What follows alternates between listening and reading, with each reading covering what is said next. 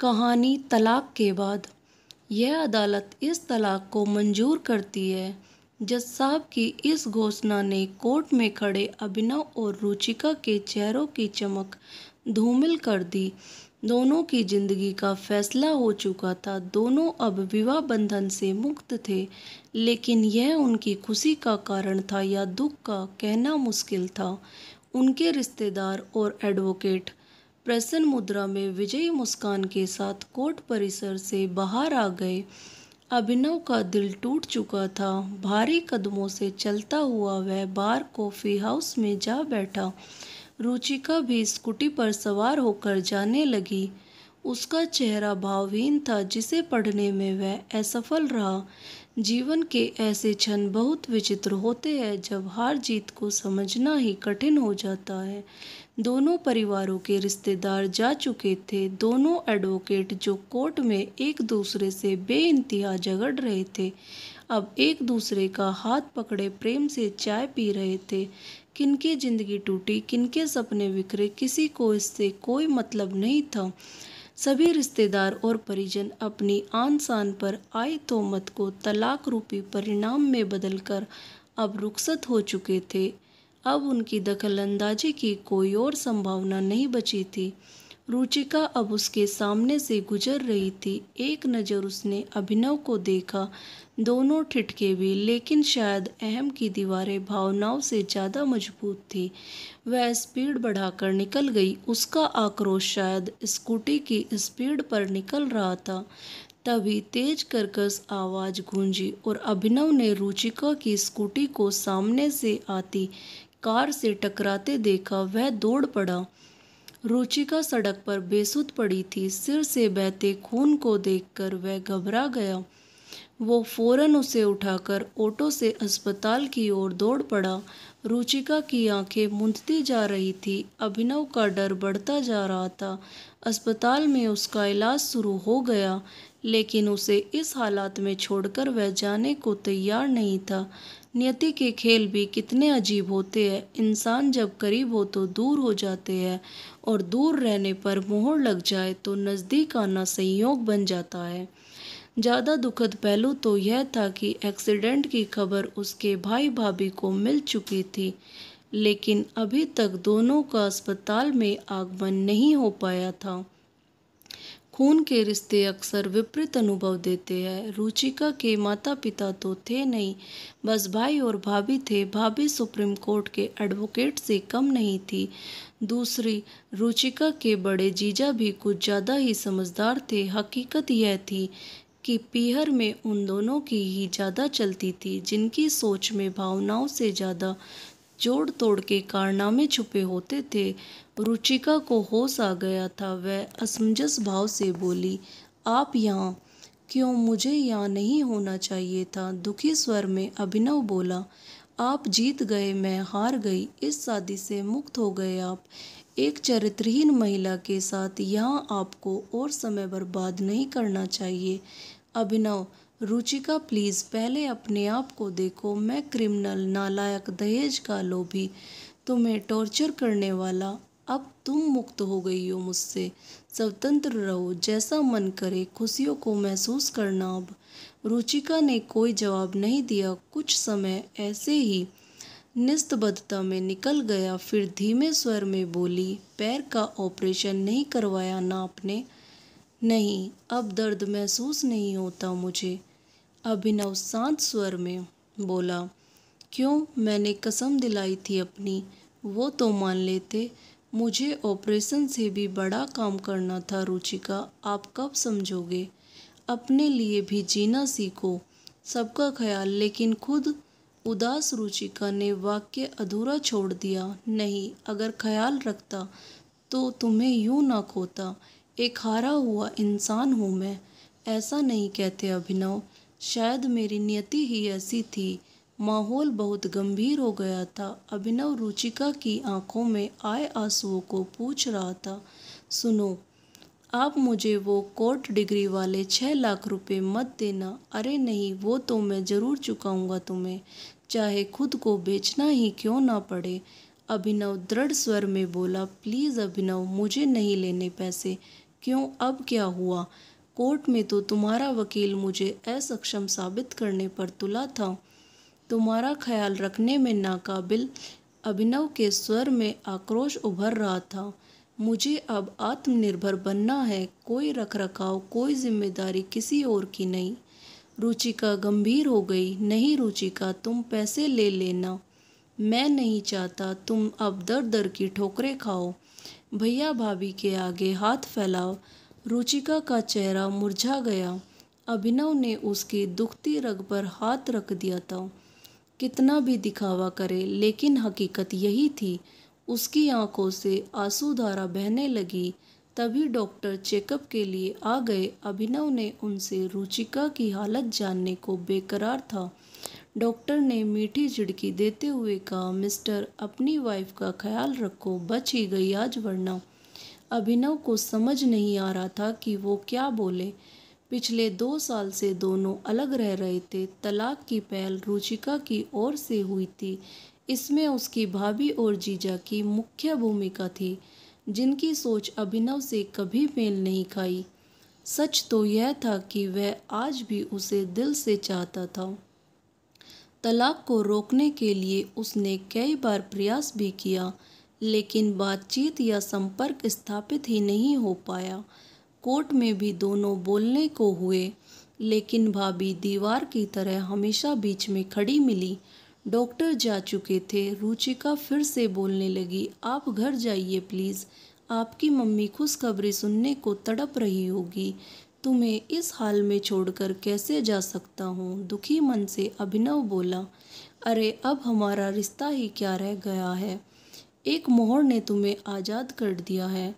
तुम मुझे ही दोष क्यों दे रही हो? तलाक के पेपर्स तो तुम ही ने भेजे थे।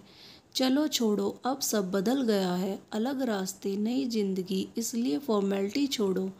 रुचिका की हंसी के पीछे का दर्द साफ झलक रहा था। एक बात पूछूं, क्या तुम्हें सच में लगता है कि मेरे किसी और से प्रेम संबंध थे? अभिनव ने उदास स्वर में पूछा। नहीं, मैं जानती हूँ आप ऐसे नहीं हो। तो फिर तुमने कोर्ट में मेरे लिए ऐसी बातें क्यों कही?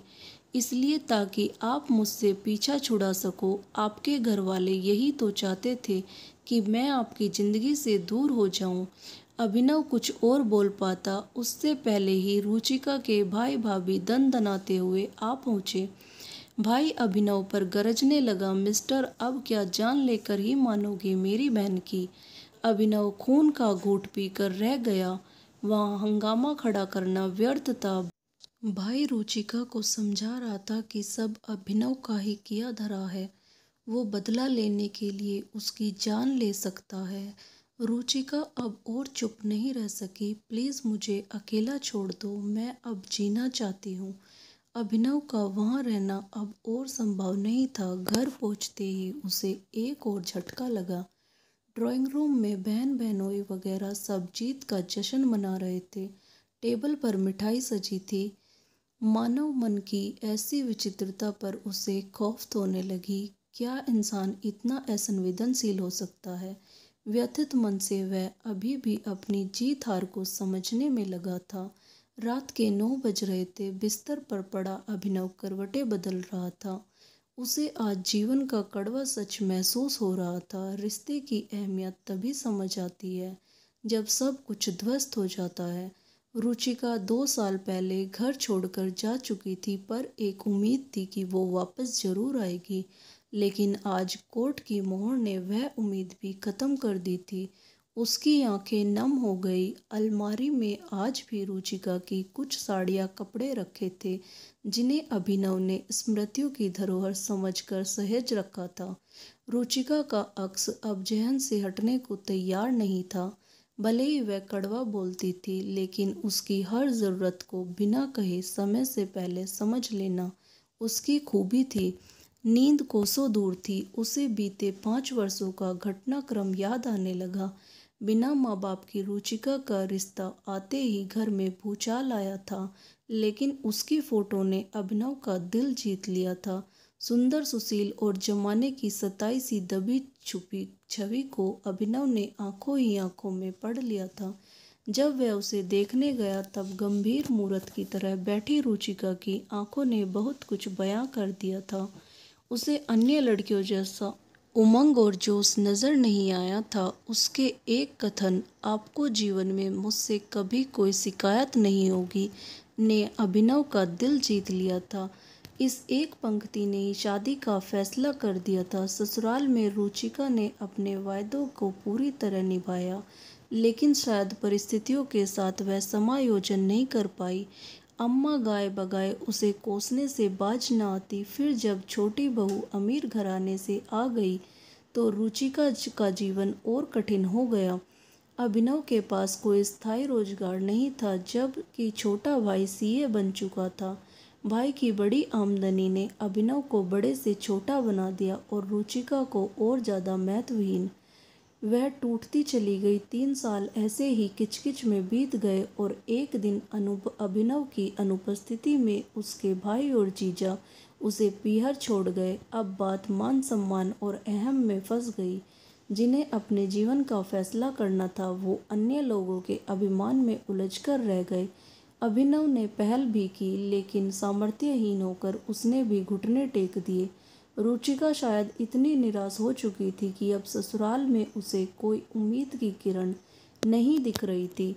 अचानक मोबाइल की घंटी बजी। स्क्रीन पर रुचिका का नाम डिस्प्ले हुआ। अभिनव ने तपाक से कॉल रिसीव किया। रुचिका भराई आवाज़ में बोल रही थी, भैया ने बहुत गलत कहा। आपके लिए उनकी तरफ से मैं माफ़ी मांगती हूँ। छोड़ो ये सब, कैसी तबीयत है अब? कौन है तुम्हारे पास अस्पताल में? अभिनव ने पूछा। कोई नहीं है, अकेली हूँ। खाना खाया या नहीं? नहीं, इच्छा नहीं खाने की, हद करती हो। रुको मैं आता हूँ। अरे नहीं, आप परेशान न हो। पागल हो? रात में तबीयत बिगड़ गई तो कुछ नहीं बिगड़ेगा अभिनव। मौत मेरे नसीब में नहीं। प्लीज़ रुचिका, ऐसी बातें मत करो। मैं अभी भी तुमसे बहुत प्यार करता हूँ। अभिनव ने एक पल की भी देरी किए बिना अस्पताल का रुख किया। थोड़ी देर में वो रुचिका के सामने था। होटल से उसने खाना भी पैक करवा लिया था। रुचिका के चेहरे पर चमक साफ दिख रही थी। मुझे पता था आप जरूर आओगे। लो खाना खाओ पहले। कैसा हाल बना लिया है तुमने? अभिनव ने लाड से बोला। नहीं, हालात तो आपकी ज़्यादा ख़राब है। दवा नहीं लेते आप? अरे दवा नहीं लेते आप?